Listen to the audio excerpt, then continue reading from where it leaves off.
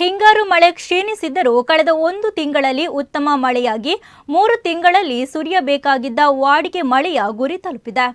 ಒಟ್ಟಾರೆಯಾಗಿ ಹಿಂಗಾರು ಅವಧಿಯ ಅಕ್ಟೋಬರ್ 1 ರಿಂದ ಡಿಸೆಂಬರ್ ಅಂತ್ಯದವರೆಗೆ ಕರಾವಳಿ ಭಾಗದಲ್ಲಿ 250.4 ಮಿಲಿಮೀಟರ್ ಮಳೆ ಸುರಿಯಬೇಕು. ಆದರೆ ಸದ್ಯ 308.9 ಮಿಲಿಮೀಟರ್ ಮಳೆಯಾಗಿ ವಾಡಿಕೆಗಿಂತ ಶೇಕಡ 41ರಷ್ಟು ಮಳೆ ಅಧಿಕ ಸುರಿದಿದೆ.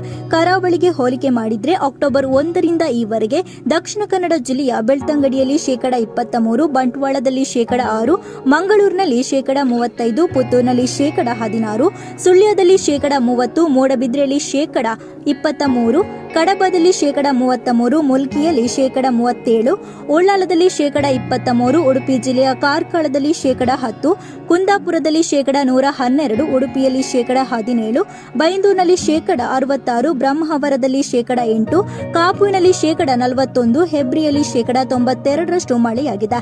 ಈ ಬಾರಿ ಕರಾವಳಿ ಭಾಗದಲ್ಲಿ ಮುಂಗಾರು ಕೂಡ ಬಿರುಸು ಪಡೆದು ವಾಡಿಕೆಗಿಂತ ಶೇಕಡ 25ರಷ್ಟು ಮಳೆಯನ್ನ ಏರಿಕೆ ಕಂಡಿದೆ. ಈ ತಿಂಗಳಿನಿಂದ ಹಿಂಗಾರು ಆರಂಭಗೊಂಡಿದ್ದು ಅಕ್ಟೋಬರ್ ತಿಂಗಳ ಅಂತ್ಯಕ್ಕೆ ಉತ್ತಮ ಮಳೆಯಾಗಿದೆ.